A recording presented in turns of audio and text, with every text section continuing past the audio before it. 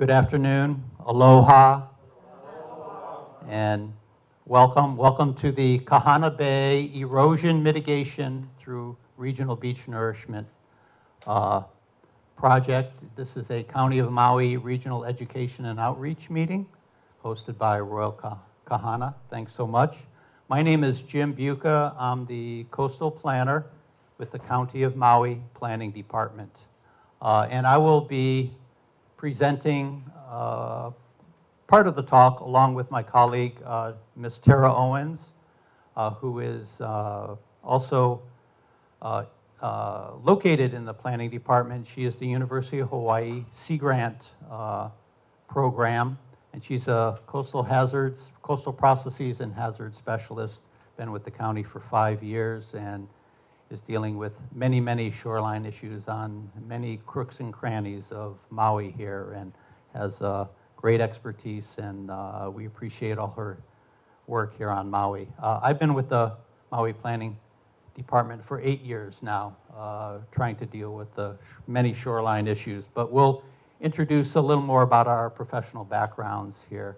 So on behalf of our mayor, Alan Arakawa, and the planning director, William Spence, I'd like to thank you all for being here today, taking your time, and for this wonderful opportunity for myself to talk about this project that is moving forward for all of Kahana Bay on a regional scale, and look forward to having your input and reaching out to you as we'll present today.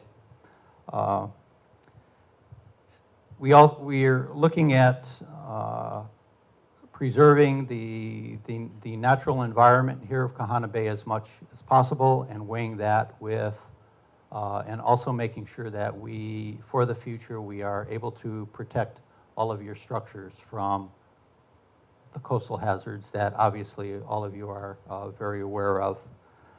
So this is the direction by the mayor, the planning director, and also the county council.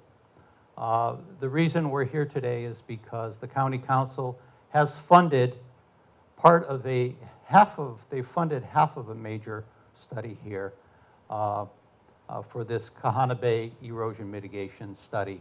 And we are looking to hui up all of the condos, all of the 9 condos, and possibly the condos right mauka of the shoreline here to understand the issues and to come together as a partner with the County of Maui, state, potentially the Army Corps of Engineers at the federal level, and others to complete a short-term 1-year study for understanding our options for protecting the structures and enhancing Kahana Bay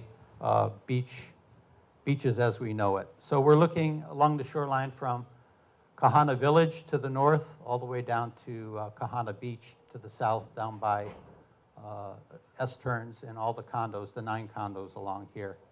Tara and I have presented to, or have met 6 out of 9, but not all of them.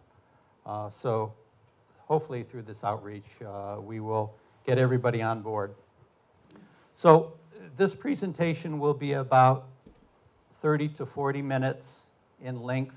What I will attempt to do is summarize in the first 5 minutes the crux of the presentation, or the essence of why we're here, so that we'll have that frame for moving forward as we go through the presentation. So I'll begin with an icebreaker, present the outline, and Tara and I will go back and forth. So just before the icebreaker, just to give you a little on my professional background, I have a master's degree in geology from USC. Don't anybody hold that against me here, but I've been working in the field of hazard mitigation and planning for last 27 years consistently. I worked with the Federal Emergency Management Agency for over a decade, the Pacific Disaster Center located here in Kihei, and for the last 8 years with the Maui Planning Department.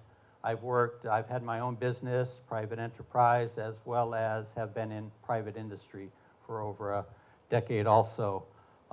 Even though I'm not an engineer, I have taken many engineering classes. I've worked with engineers and I understand engineering principles besides being a geologist.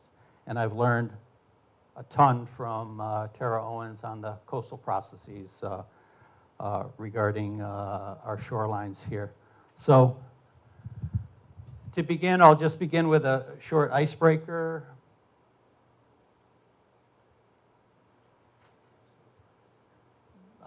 First of all, just acknowledgments, big mahalos to Jim Foster, Chasing Rainbows Real Estate. Support these guys however you can. They have a good database. He's reached out to over 1,000 unit owners here in Kahana Bay. So he's facilitated getting this meeting going, getting some snail mail out there, and hopefully through social media, email, all of your friends, we can continue to spread the word. He hired a videographer. We're going to put the video, hopefully edited, and get it up on YouTube for mainlanders, other unit owners to be able to see this presentation. And thanks, Jim, for all of your efforts and outreach. And of course, Jim Johnson, who is the general manager here at Royal Kahana. Looks like we have a full house of about 35 here. So just a real quick icebreaker, then we'll go into the presentation. Beaches like this are disappearing on Maui to be replaced by this. We see this happening, knee-jerk reaction over and over. Not very pretty, but Tara and I, we see a lot of, you guys probably spend most of your time in the beautiful places. We have to spend our time in the bad and the ugly places on Maui too, and there's a lot of this going on. And it's a reaction. This is Halama Street also, which has had a knee-jerk reaction in the past, in the 80s, and is totally seawalled in, and the beach is struggling to survive. This is down in South Kihei. Why is this happening? I've listed out at least 4 reasons. Tara will explain a little more with the science of beaches here. This is Keanui Bay, this is looking from a crab's eye view from Kahana Sunset. You know, you go about a mile up north here. If you get into the bay, it's a little difficult access, but you can go right through Kahana Sunset property. This beautiful bay, through time, through these reasons, these 4 reasons, has been hardened to the detriment of the beach. So why is this happening? Coastal erosion continues to erode and deflate existing beaches. Tara will go more into that. Existing development built too close to the shoreline certainly now requires protection. So this is one reaction, a way to protect development too close to the shoreline. Seawalls are built as a result of this continuing erosion and also episodic events, right? We have big storm events, we have big hurricanes. There are different, in the past, there are certain permits. You see a lot of these. 1980 on the west side, there was a big storm. A lot of these seawalls went in. And then seawalls cause cascading, domino effect, which again contributes to beach loss. So this is a beautiful bay. I'm not showing much of it, but this is what we look back on in Kahana Sunset. So get up there, take a look at it for yourselves if you get a chance. So what we will do in this presentation, I'll go over just the first 3 items, the project goal, purpose of the meeting, meeting objectives, just to give you an idea why we're here. I'll turn it over to Tara to talk about the science of beaches, give you a little more knowledge about the systems happening out here. Tara will also give you some information on Maui beach nourishment examples, other examples for similar analogies for what we're looking to do here in Kahana Bay, which we'll explain. And then we'll talk about the Kahana Bay erosion history and proposed armoring for further in the bay. And we'll talk more about the regional beach nourishment study that has been funded at 50% by our county council, which I'll explain a little bit more. And then at the end, we'll begin to talk together about next steps. Where do we move from here together collectively as a group? So the project goal here is to design and implement a regional erosion control solution for Kahana Bay that does two things. It protects the built environment, basically all of the structures along here, as well as enhances the natural shoreline environment. Unfortunately, for a lot of Maui, the built environment wins. The built environment wins. The natural resources has lost. We're losing more and more beach cells due to hardening of the shoreline, which we will explain a little bit more. So it's a balancing act. So in this case, we're trying to do both. We're trying to protect your structures from future erosion as well as enhance the bay itself. So the purpose of the meeting is, first is to initiate a Kahana Bay erosion mitigation study and partnership approach, whatever type of partnership we feel we want to come out of this hui of partners, condos, county, state, federal partnership here. And also, because of the way the county council has funded our project at only 50%, the county is put in a little unusual position in that we're here to solicit owner support to match $160,000 committed by the County of Maui, our county council, for this one-year study to move forward. So how we do that, we can talk about. But basically, we need some matching money. It can be soft match, it can be cash match, but we have 50% of what we think the scope of the project will require. And we have some basic components of the scope of work.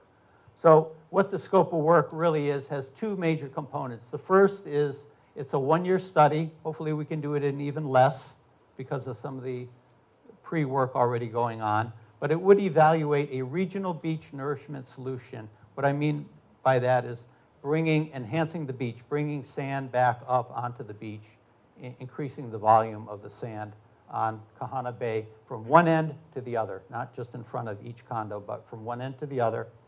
And so investigating, I'm on number 2 here, investigating potential offshore sand sources right off here, because most of the sand that was on the beach is near shore, offshore, and also assessing alternative structural configurations. If we bring that sand back up, how do we keep the sand here? And do we need structural armoring, backstops? What type of additional protection do we need for the condos here, if we need any at all? So that's kind of the broad scope of the project, the meeting objectives. So first of all, we want to meet and introduce the stakeholders here. What we will do is, I think, at an appropriate time, since it is a full house, let's get through the video, then we can introduce everyone. I think everyone should meet everyone else here. We can do introductions kind of at the end. So identify and introduce the stakeholders, all of you guys, besides the state, some consulting firms here helping out in Kahana Bay, as well as the federal government and the County of Maui at this point. We want to understand beach processes, describe potential erosion control solutions, understand the Kahana Bay erosion history. So that's kind of our outreach. We also need to understand what we're doing with respect to the County of Maui Planning Department, our roles and responsibilities in terms of enforcing and the Coastal Zone Management Act that we have laws, regulations responsible for. To describe the components of the proposed Kahana Bay erosion mitigation study, and again, to define our next steps for this partnership approach here. Hi, everyone. I'll just give a little bit more detailed introduction of myself so you understand my role here a little bit better. I work for a program based at Manoa, so the University of Hawaii Sea Grant program.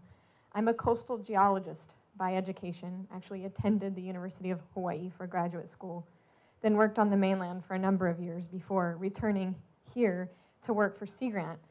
And my main role with Sea Grant is that I'm seconded, so to speak, with the county planning department. So my office exists here on Maui in the planning department, and I work side by side with Jim and a team of planners who deal with the environmental issues right along the shoreline. I should point out that we have a lot of other experts in this room, and you'll have a good opportunity in the Q&A session and afterwards to discuss these issues further with them as well. So we have Chris Conger and Mark Erickson over there on the right-hand side from Sea Engineering. Chris is a former colleague of mine from Sea Grant, who now works for Sea Engineering. He's a coastal geologist as well. Mark is a coastal engineer, and we also have Ian Horswell, who is Rising Tide Engineering, so he is also an engineer. And all of them are actively working in the region on projects, so they have a lot of experience to share as well. One other thing to clarify is my role in this is to provide information to all of you, to the county, to the state. I am not a decision maker or a regulator, so I can provide information, and that's supposed to be the extent of my role, and I try very hard to stick to that. Okay, so we'll just start with some basic information about beaches in general and how they interact. We've talked to a lot of the condos, but we didn't broaden up the context probably to the point we should. And since we're embarking on solutions at this point, it's probably good if everybody's starting from the same basic level of understanding. So just quickly, to kind of characterize the issues we're dealing with in Hawaii and on Maui with beach erosion, I have just a series of recent news articles here. It kind of hammers home the point of what we're facing. This was 2012 in the Maui news. Maui has lost more than 4 miles of sandy beach in the past century. This was based on a study that was just released at that time, done by UH and the US Geological Survey, looking at the shoreline change trends in the Hawaiian Islands. And the study says that most of our beach loss has been associated with armoring along the shoreline. Not all of it, but a lot of it. This is more recent from this year. Oahu faces a future with far fewer beaches. New research predicts a doubling of coastal erosion by mid-century in Hawaii. This was a recent study done by colleagues at UH. Sand on the run, and featured in this article there in the picture is Sam Limo. He's the administrator of the Department of Land and Natural Resources Office of Coastal and Conservation Lands. So he's very involved in all the beach projects that are happening and all the issues we're facing in the islands. Hotel tax might be tapped to fix eroding beaches. Forces of nature threaten roadway. This is here on Maui. That was an article about South Kihei Road. Erosion, likely a result of supermoon, tidal increases rather than storms. And that's a photograph from Baldwin Beach area. These are challenges that we face on a daily basis on our island. And back to that 2012 study, these were sort of some of the major conclusions. 85% of Maui's shorelines are experiencing long-term erosion. And anywhere in that 15% where they're not, it's generally because there have been engineering devices placed along the shoreline that trap sand and create sort of a localized situation of sand accumulation. Maui's beaches are experiencing the highest rates of erosion in the Hawaiian Islands. So that's compared to the islands we've studied, which include Oahu and Kauai. And that is linked to sea level rise. We actually have a higher rate of sea level rise locally here on Maui than those other islands, and we can come back to that. And Maui has the highest percentage of beach loss over that study period from the early 1900s to the 2000s. So even just backing up a little further, just so we cover the very basics, and it's probably helpful to just be using some of the same terminology. So we have, this is your typical beach profile.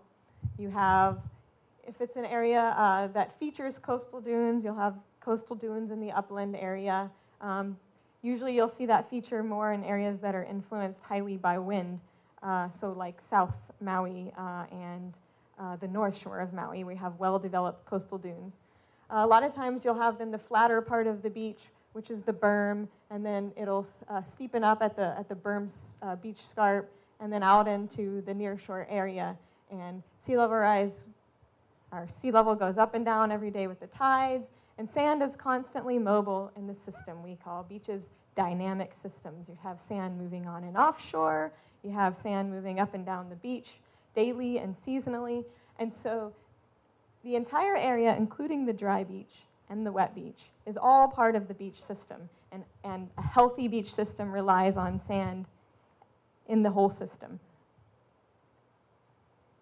And in Hawaii, our beaches are typically pretty narrow and steep. So if you think of, in comparison, mainland beaches like in California or on the East Coast, you have much flatter, wider beaches. That's because we're little islands out here in the middle of the deep Pacific Ocean. We have a thin ribbon of sand around the islands, and it has also to do with the source of our sand. So anybody want to guess, where does our sand come from in Hawaii? Coral. Yeah, everybody who lives in Hawaii is basically an oceanographer because we live here and we face this and we get to observe it every day. So our sand comes from the ocean itself. That's compared to the mainland, where most beaches actually come from the land as the mountains erode and the rivers carry them down to the coastline, and it distributes along the coast into the form of a beach. But here it's mostly from the reef. So most of our beaches look like this. It's biogenous, which means bio coming from living things. We have some beaches and sand grains, black, greens, and reds that erode from the land itself. So those are terrigenous sand grains. They come from the land. Now, because our sand comes from a living thing, we can actually date the sand. You can carbon date it. And we've dated a few samples around the island. And anybody want to guess maybe how old our sand is? Just wager a guess. 50 million. More modern than that. 4,000. Haha, funny. Yes. We think that most of our sand probably ranges in age from 500 to 4,000 years old. Why is that important? Because we do have some sand that's being produced in modern times. You have the parrotfish that chomp on the reef and poop out the sand grains. But that amount of production is pretty minor compared to what actually exists on our beach. So what we have here is a very important finite resource that we have to manage very carefully. And it's that old because in the late Holocene geologic time period, there was a time when our sea level actually was higher than it is today. And we think that there was more shallow area and probably more prolific reef. And there was just more production of sand during that time or after that time as sea levels dropped. So sand is old, and we have to manage it very carefully. That was the point of that. Now, we, as you know, are experiencing erosion. You're aware of what's happening here. We'll talk more about that. But there are basically three causes of erosion. One, human impacts to sand supply. We'll look at each of these a little bit more detail individually. Human impacts, currents and seasonal waves that move sand. So you probably know from living and observing in this region, the sand moves up and down the beach from season to season. Right now, this part of the beach is faring well because we accumulate sand here in the summertime as the south swells come from that direction and push it back this way. So that's very common in Hawaii, the seasonality of beaches. We also have episodic storms that come along once in a while and can change beaches very rapidly and erode the beach. And sometimes, for example, South Maui will have a Kona storm, and beaches can literally disappear overnight, and then they recover. Very common in Hawaii. And then the third cause is sea level rise. So we're in a period of rising sea levels. So as the water comes up, our shorelines move landward. And so that's this chronic problem, or not necessarily a problem, but it's a chronic condition that's been going on since we've been tracking it and contributes to what we see on our shorelines in terms of erosion. So human impacts. One of the major ones in Hawaii was that many of our beaches were mined for a long period of time because you can use the calcium carbonate sand to produce concrete cement, right? And in our case on Maui as well, the North Shore beaches were mined to produce lime at the lime kiln near Baldwin Beach for sugarcane. So you can kind of think of a beach as a bank account, kind of analogous to your bank account. You have so many dollars in your bank account. We have so many sand grains on the beach. If you remove them, like you remove money from your account, you deplete the account unless you fill it back up. And so that's what happened over time with our beaches. They were mined. Mining is illegal now. You cannot take sand in any quantity from any beach. But mining did not cease until the 70s, and so it still impacts the function of our beaches in some sites today. It contributes to long-term erosion. Another type of human impact, it's very common in Hawaii, is armoring. And many of our lost beaches are directly associated with armoring that has been used historically statewide as a response to erosion. And this is just a conceptual slide, of course, that shows what happens with shorelines and the impacts of armoring. But of course, the impacts are site-specific. So we'll talk more about the site here as we move forward. But here's your beach. You have your coastal dunes and your berm, and then go down to sea level. So you have your typical beach profile. And as sea level rises, that beach profile moves landward.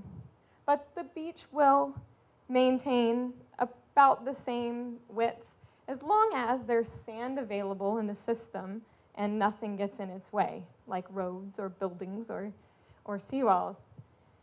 However, one of the things that has happened in the past with armoring is we've erected these structures to stop the erosion and protect the land and the development. And basically 3 different things can happen, depending on the site and the situation. What do you notice back here? What's behind the seawall? Sand. If there is sand behind the seawall, then you are impounding that sand, which is normally available to feed the beach as it moves in the landward direction. So if the beach is like your bank account, your sand dunes are like your savings account for the future when the shoreline moves landward or when we have big high wave events or storms or tsunamis. If you impound sand, then that's no longer available to the beach. Now, in a situation like this site here, this region, we aren't talking about a scenario where we have a big supply of sand in the landward part. Our geology here under this building is more like a clay-sand mix, and a lot less sand than some other locations like in South Maui and Kihei, where the coastal dunes probably existed a lot further inland than they do here. So you have to look at each site to understand what the potential impacts might be. 2 other things that happen, though, when you build seawalls. The waves come up, they hit that structure, and what happens? Yeah, a lot of you see that, a lot of wave energy coming in. And so as it reflects off of that structure, it can carry the sand grains along with it. And so eventually you deplete the sand in front of the seawall, and it leads to beach loss. And the third impact that you can't see here in this cartoon is what can happen to adjacent properties that aren't armored. So if you have armoring and the waves are approaching the shoreline, they end up wrapping around that structure and focusing all the wave energy on the adjacent properties, which then tend to have faster erosion and then feel like their response should be to armor. And it often has historically led to a domino effect. There are exceptions and there are mitigations for that as well. So this is a real world look at that. This is actually from Oahu, North Shore, I think. So this is a revetment. So when I refer to armoring, it could take the shape of a revetment, which is a rocky, sloped, ungrouted structure versus a seawall, which is typically a concrete vertical structure. So we're protecting the homes here. On the other side, you can see that the beach is retreating landward, but the beach still exists.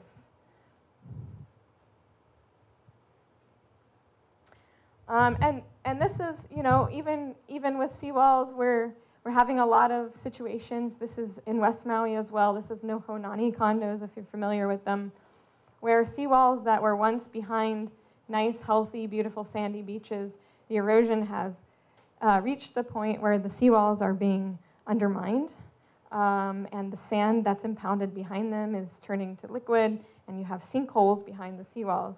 And so we're requiring extensive repairs on many of the properties in West Maui and other locations. So that's human impacts. The second cause of erosion was seasonal waves and storms. So you guys know, here's the Hawaiian Islands here in the middle. Depending on where you are on the island, you have different wave exposures, and those waves create currents that affect how our beaches behave. So on the North Shore, you know, you're going to get the North Pacific swell in yellow there during the wintertime, pushing sand in this direction. Then in the summertime, the trade wind waves pick up, if we have trade winds, and push the sand in the other direction. So you have this beach seasonality. In West Maui, you're exposed to south swell, Kona storm waves, North Pacific swell. So you get a little bit of everything, but generally you get waves pushing sand this direction in one season and waves pushing sand in this direction other seasons in general. So I think you're familiar with the seasonality because you see it out here, but Baldwin is another, this is Baldwin Beach, a very good example of an extremely seasonal beach. And in the summertime, you have the east end of Baldwin retreating by 100 or more feet. A couple years ago, we had the county park restroom fall into the ocean after many years of erosion, and we finally had a big season that year, and it gave way, and it was removed and relocated landward. We also have storms that come along. They can be hurricanes. These are hurricane tracks for Hawaii. The big ones, of course, were Iniki and Iwa, and even though they made landfall on Kauai, they affected beaches on all the islands. So as an example, this is Keawakapu in South Maui. So if you know the area, this is the Manakai Resort. This is the Sorrento's restaurant. This is Halehui Kai. So notice their pool right here. That was looking at the Halehui Kai pool right after Hurricane Iwa. So we had a situation where the beach was lost entirely. But after the hurricane subsided, the beach recovered. And it's not uncommon for something like that to happen in South Maui, even with a Kona storm. So that's human impacts, seasonal waves and storms. The third cause of erosion is sea level rise. So this figure shows you the past and projected changes in global sea level. So what do you notice in general about the trend line? It's going up. So this red line shows you that these are records from the past from sediment cores and ice cores. So we kind of know what's been happening with our climate history. The blue line represents tide gauge data. We have tide gauges all over the world that measure the sea surface and as it goes up and down every year, and what is the long-term trend. So it's going up and down, but in general, the trend is up. And then the green line shows you satellite data, more recent satellite data that we have on top of that.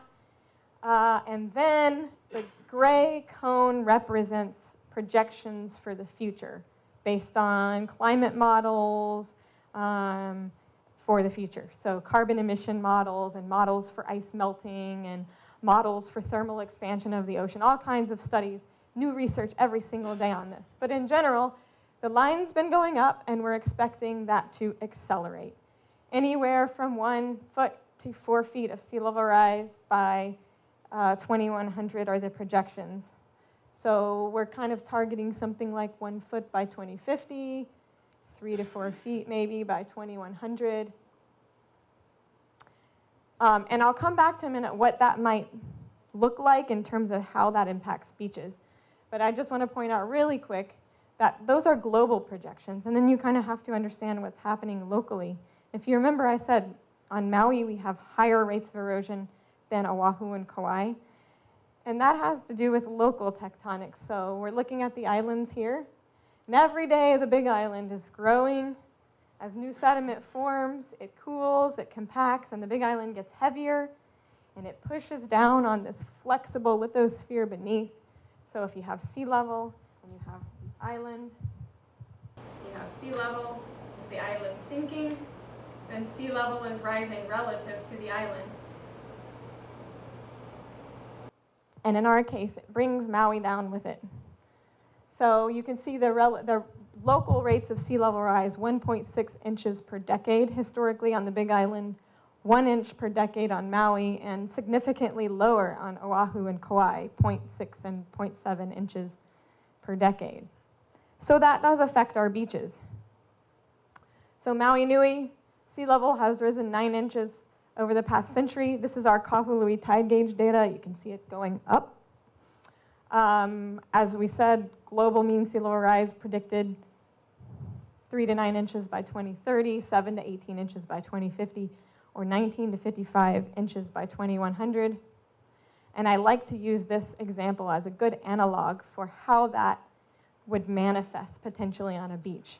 So when we talk about inches or fractions of inches, it doesn't always mean a whole lot in terms of visualizing on a beach.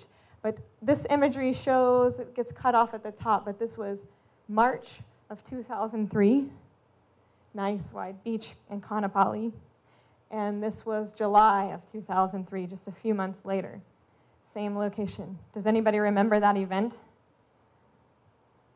The hotels, the resorts were scrambling to respond to this in terms of how to handle the short-term emergency and the infrastructure, the walkway and the pools and various things were being threatened by this erosion event.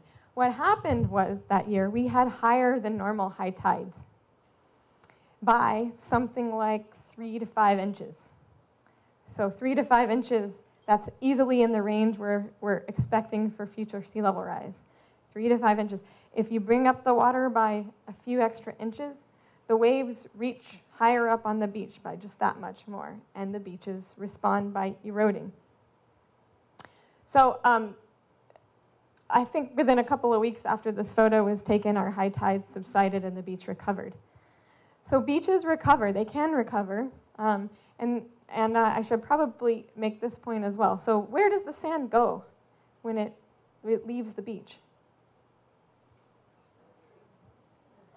I heard offshore, I think I heard in the reef. Exactly, so it usually just falls out somewhere in the near shore, fills in the channels or the pukas in the reef, or it maybe forms sandbars. And what that does is it's part of a natural cycle, and it's part of the natural function of a beach.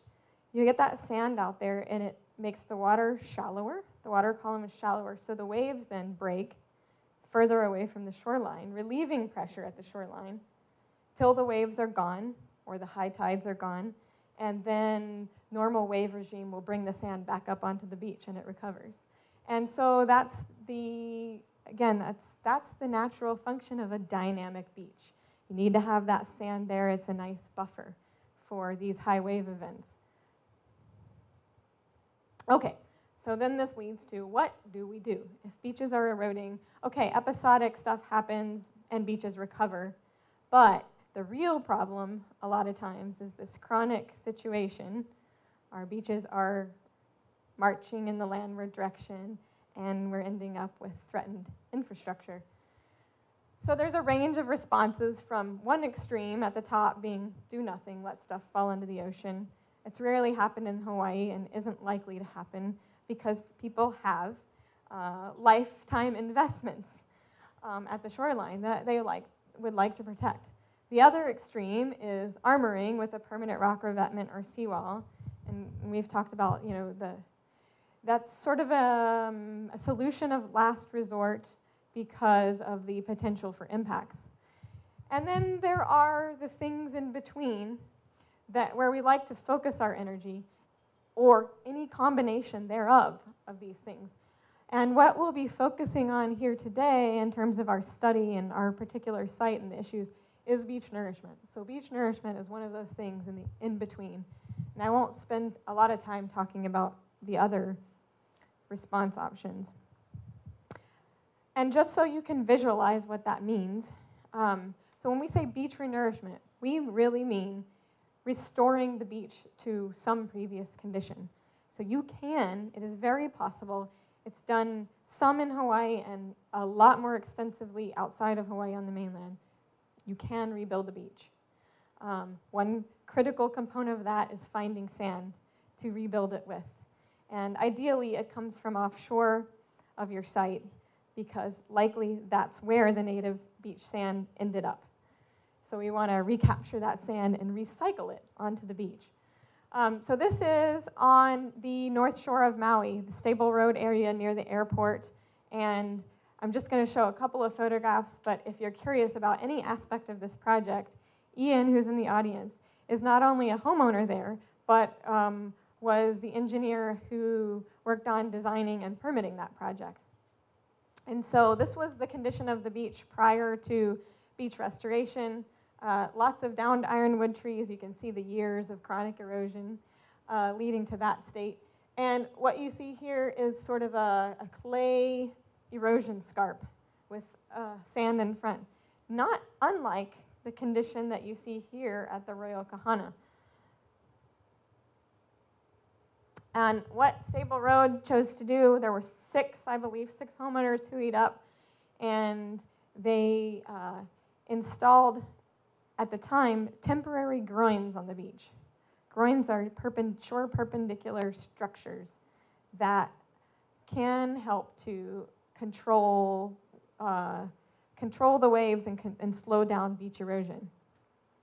Ian's group also acquired some sand offshore in the amount of about 3,000 cubic yards, which is a very small project, and filled the temporary groins on the beach with sand. And later, eventually replaced the temporary groins with these permanent rock groins. You can see in the background here, there are 4 of them along that shoreline.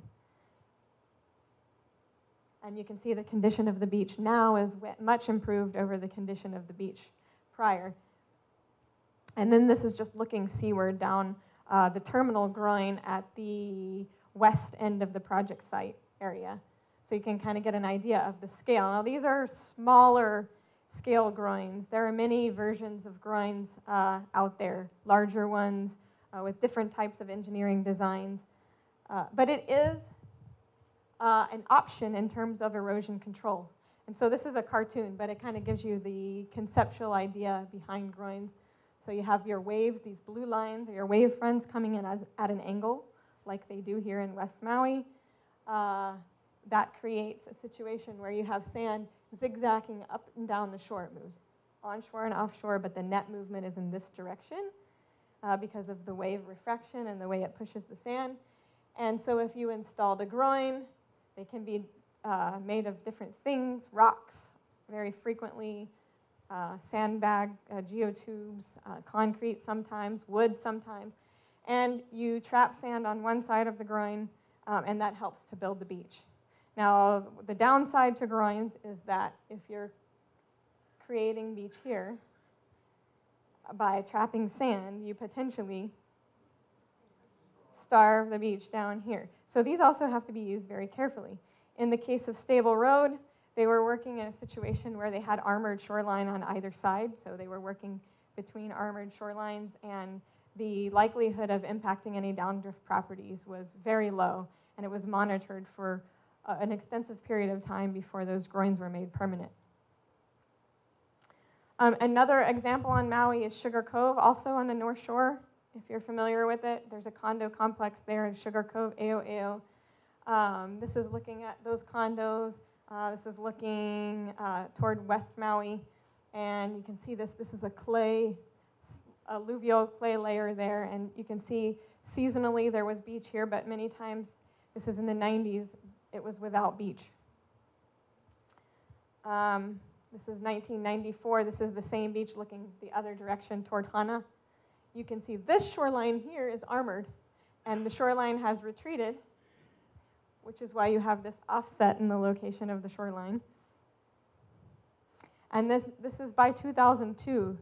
Over time, the condo complex renourished the beach with sand. This sand came from an inland sand source in small quantities over time until the beach was rebuilt.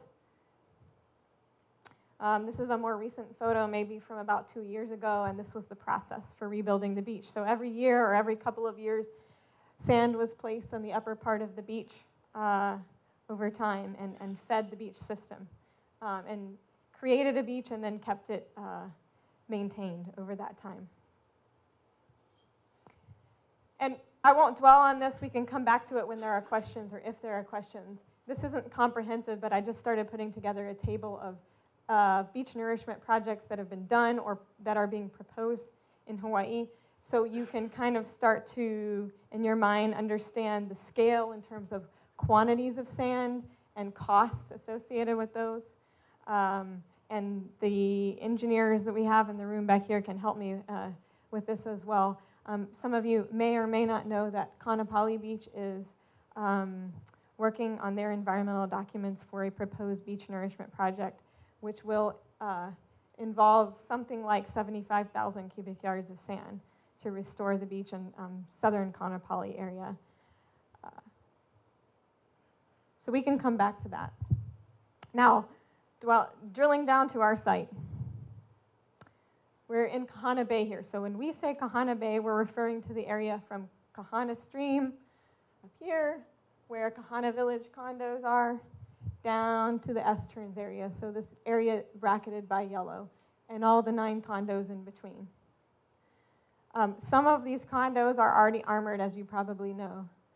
Kahana Outrigger has some armoring, Kahana Reef, Pohailani, and Kahana Beach Resort. The rest is still existing sandy beach. What has triggered this conversation that we're having here today is that sort of our erosion hotspot is here at HOLOLANI condominiums, and they're experiencing imminently threatened situation. So we definitely have a problem that we have to solve. And just going back through time, so you can kind of see this progression of erosion through time. So we're looking at this same littoral cell. So you've got the stream delta up there again, up there by the stream in Kahana Village. S-turns down here, and you can see a nice, wide, sandy beach from one end to the other back in 1949. By 1975, there's lots of development happening. You have Pohailani right here. There's still plenty of beach out in front, but it's starting to narrow. By 1997, here's Pohailani again. You can see the armoring, and you can see at this point, you're not able to transit along the beach from one side to the other, maybe at low tide, seasonally. And so just looking at those historical shoreline positions over time, you may be familiar with these maps. These maps are erosion maps produced by the University of Hawaii for the county. They're used in the setbacks. But so we're going to focus on sort of our region here. This is for Kahana. So zooming in a little bit there. You can see these colored lines. These represent all those positions of the shoreline through time from those aerial photographs. And then what you can do is we cast these transects, and you can look at the positions of those shorelines and get a trend line through it. And that trend line gives us a rate of change. So, and then these red bars represent that rate of change. And in general, on average, for this area, we've been having historic erosion at the rate of about 0.7 feet per year, which is a moderate rate of erosion. Really high rates of erosion can get up to like 5 feet per year for the North Shore. And then there are some areas that are relatively stable. So eventually, we get to a point where we have narrower shorelines.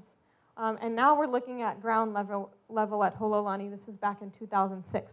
That winter we had a big storm or a big high swell event, and there was erosion. And the erosion scarp here was, probably within 5 to 10 feet of the foundation of the building, which is underground. So a situation, like I said earlier, of imminent threat. And the state and county and the AO decided to temporarily armor with geotextile sandbags. This was right after that was installed, and probably you're familiar with the condition there today. But it has, for quite a long time, since 2008, been protecting the property from further erosion. This was November of 2013. Just kind of giving you an idea of how this has progressed over time. This was during a big north swell. This is neighboring Pohailani property. So you can see what happens with all that wave energy coming in against that seawall that exists there. This was just this January at HOLOLANI, so we're looking toward Pohailani there. You remember we had a series of Kona storm events, bang, bang, bang, and so there was, in South Maui and West Maui, lots of beach erosion. And a lot of these sandbags became dislodged. And so you've probably noticed that there are replacement bags that have been put there until we can resolve this situation and figure out what the best solution is. And I'm going to leave you there, and Jim will talk about the way forward then in terms of the county government perspective. So this is looking at it from the regulatory perspective. So from all of the erosion and the protection at HOLOLANI, and we're right next door at Royal Kahana here, this is an artist's rendering of the seawall. The seawall has not been built. The seawall and revetment have not been built or approved at this point. But this is what it would look like with the seawall and then the revetment out front. The revetment would continue underneath of the ground and underneath the beach, out onto the beach. And this is an optimistic picture. Probably we would have sand here. Some months of the year, probably this time, it would bury it as the sand comes up. So this would be a good case here. But probably, most likely over time, we would lose the beach out front here more and more. So there are potential impacts from a seawall that the county of Maui must evaluate. There is, and there are 4 of them here, only 3 listed, but I mean there's 4 embedded in here. One would be the loss of the public trust beach resource. That's a potential impact here. Because of the closeness to the building, the engineers have proposed to build the seawall revetment out further onto the public land. So there would be a loss of some of the beach permanently by this structure. The second impact is that according to our rules and the Coastal Zone Management Act, it does interfere, these type of structures do interfere with beach processes here because it's not a natural shoreline. So we're impacting the normal beach processes. So that's another potential impact. And then as Tara had alluded to, as we move down to Royal Kahana and possibly Pohailani even over this way, there may be end effects from it. There may be scouring, and we need to mitigate that. If we do build this, we need to make sure we don't harm the condos and the beach as we move down. So we need to look at that consciously also. Creates an erosion hotspot. We see that all over the island. And probably why HOLOLANI is in this situation is because the pictures that Tara showed of Pohailani creates an erosion hotspot to the south onto HOLOLANI. So over time, their erosion probably has been due to those north swells coming around that corner there. So neighboring Royal Kahana, where we are now, can be affected by an erosion hotspot from this type of a structure. And then fourth, things we need to protect along the shoreline are potentially we may lose lateral shoreline access. As we lose the beach here and we have this type of a structure, we begin to lose more and more of our ability to laterally move along the shoreline. I don't know how many of you have, well, even you can't, back in the day, you could walk from Kahana Beach all the way to Kahana Village along the shoreline. Now we can't do that because of the armoring there. So we want to minimize that as much as possible. Areas, we've lost entire beach cells, such as Honokawai. I don't know how many of you have spent time on the condos in front of Honokawai area. Probably not much. You know where Honokawai Beach Park is, their little natural food store back there. That's about all that's left. If you try going north or south, you can't. Tara and I and Ellie Cochran, our council member, we physically tried getting into the shoreline there in Honokawai. We could not enter any place there. The entire shoreline has been foreclosed because of these types of armored structures. So that's why we don't want to lose more shoreline on Maui. Real quickly, looking at from the county roles and responsibilities, we have shoreline rules, and I'll just talk about these. I'll just read this off here, and I just want to get this on video, is that the purpose of the shoreline rules, which are managed by the Maui Planning Commission, not the county council, are just an overall statement. One of the most important and significant natural resources of the county of Maui is its shoreline environment. Due to competing demands for utilization and preservation of the beach and ocean resources, it is imperative that the use and enjoyment of the shoreline area be ensured for the public to the fullest extent possible. 2, that the natural shoreline environment be preserved, that man-made features in the shoreline area be limited to features compatible with the shoreline area. Going on to 4 through 6, that the natural movement of the shoreline be protected from development, that the quality of scenic and open space resources be protected, preserved, and where desirable, restored, and finally, that adequate public access to and along the shoreline be provided. So these are in the purpose of the shoreline rules. The purpose of the shoreline rule continues on discussing some of the things that we've been discussing here, that development encroaches on the shoreline. You know, things built 30 to 50 years, not only condos, but roadways, wastewater treatment plants, you name it. Everything is built too close now. Coastal hazards necessitate hardening to protect these structures, resulting in adverse impacts. So it's kind of this cycle that we're in right now.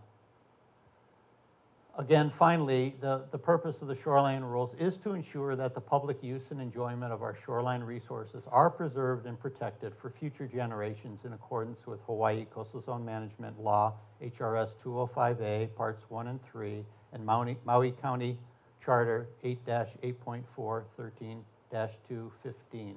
So there are laws preventing things from being built on our shoreline. These rules also create setbacks. So the shoreline rules create shoreline setbacks.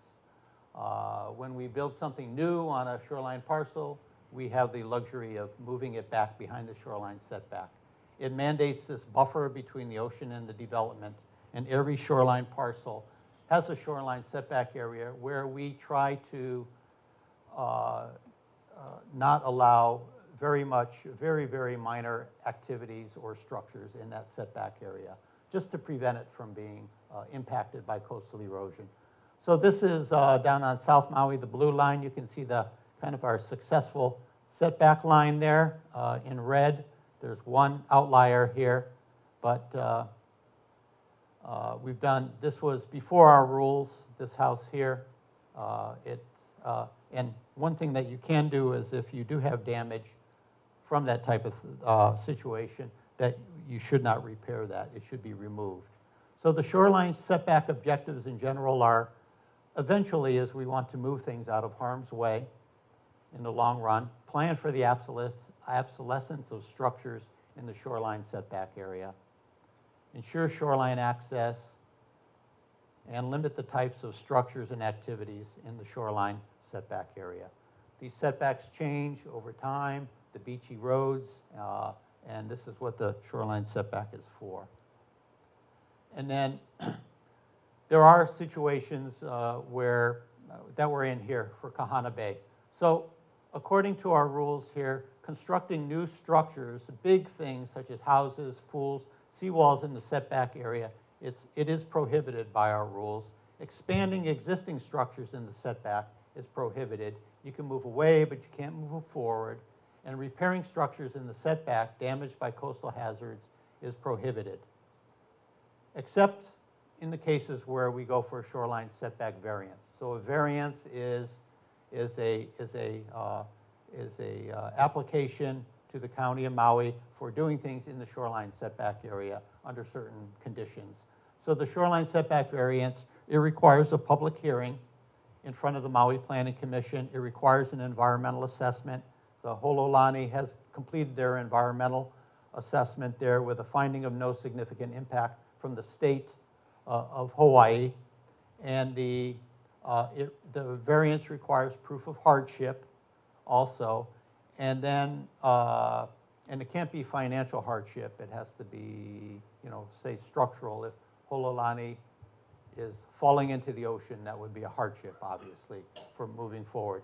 Structures placed makai of the shoreline, such as the revetment seawall, so this would be in the water, makai of the shoreline, they require additional tests, that it be the best practicable alternative, and that the structure is clearly in the public's interest.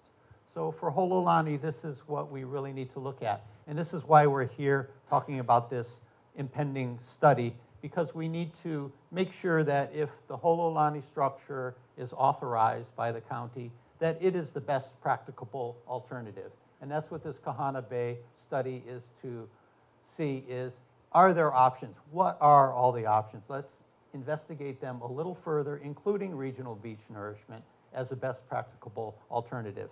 If the seawall revetment is the best practicable alternative, then so be it. But let's take the time right now to come to more definitive conclusions than the information we have. And making sure that the structure is clearly in the public interest. And that's not clearly defined, but that's how it's stated in our rules. So that's pretty much it. What I will do is I'll talk a little bit about the study and our next steps and conclude here. The goal, again, is to design a regional erosion control solution for Kahana Bay, i.e. beach nourishment, with or without structures that protects the built environment and the natural environment. Let's attempt to do both. So that's our goal of this study. Maui County FY16 budget that began July 1st requested a Kahana Bay erosion study. The mayor supported it and the planning director supported it at $320,000. And it went to council, and with some good public input at our community meeting, some folks in this room testified in front of county council before the budget was passed.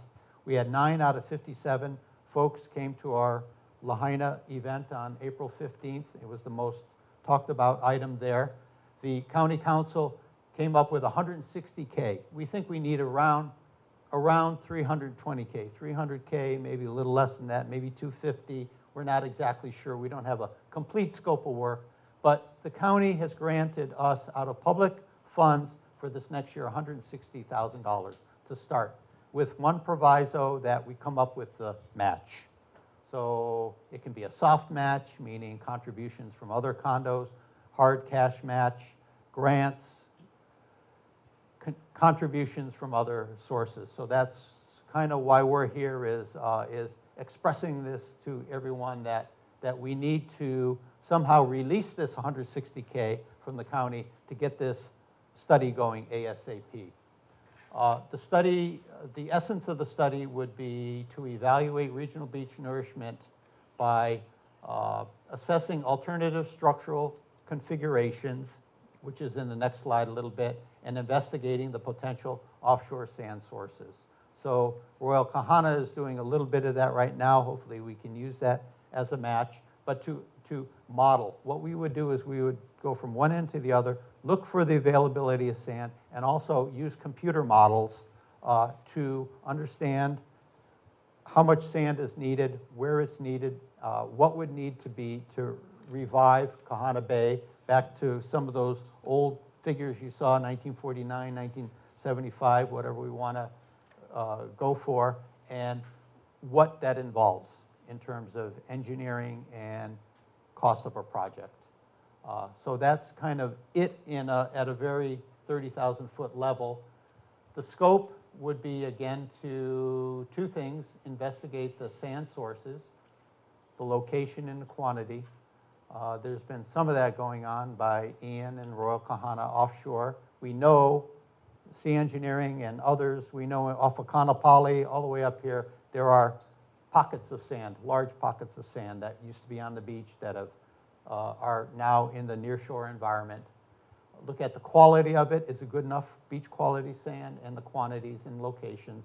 What would the cost of that be to retrieve that, bring it back up on the beach? And then to assess shoreline restoration alternatives. Okay, how do we, what do we do? Engineering designs, beach nourishment only, just bring sand back up. Is that going to do it? Beach nourishment with groins, smaller ones, the stubby ones like on Stable Road, or T-head groins, some of the work that Sea Engineering has done on Iroquois Point in Oahu. There are different configurations. And beach nourishment with armoring, such as seawalls, some sort of revetment backstop for some of the structures here. We want to investigate a suite of these options for all of Kahana Bay, not only HOLOLANI, but all of Kahana Bay, and look at what's best. Costs, we will look at costs for doing these things, benefits and the impacts, regulatory requirements, and environmental monitoring. So the county, the state, we will promise to do everything we can, be a partner with you to grease the skids in terms of permitting, to shave a year or two or whatever off of this permit process, but to come up with, within a year, hopefully less than a year, some good information for all of you to make some collective decisions on from this study. So that's the crux of the study right now. We have a couple of different levels of scope of work. Obviously, I'll look at, this is next steps here, which involves defining the exact scope of work that we want to do out here as we get this additional match. What exactly, how do we go about it? We can work with the engineers, we can work with the state, we can come up with a definitive good balance here for what needs to be done. We have a lot of experience in the room and folks that we can call on. We need to solicit matching funds for the scope of work. Some of the condos here, we're in a deficit of $160,000. Our budget director has said it can be a soft match, whether mailings for this event count, and the room and refreshments and whatever soft match, or the work that Royal Kahana's done, the work that HOLOLANI's done, other condos, can that be used to release at least that $160K, or can we get additional cash match to bring the entire project? If we need $300,000 to bring consultants to do all this modeling and everything, we need the cash to get the actual budget to get all of this modeling work done here. So Tara and I have been talking about it. We haven't figured it all out by any means, but that we want to involve as many of you as possible to crystallize this scope of work in the next couple weeks as much as possible and get it going. So there are a lot of still moving parts to it, but we're moving in the right direction.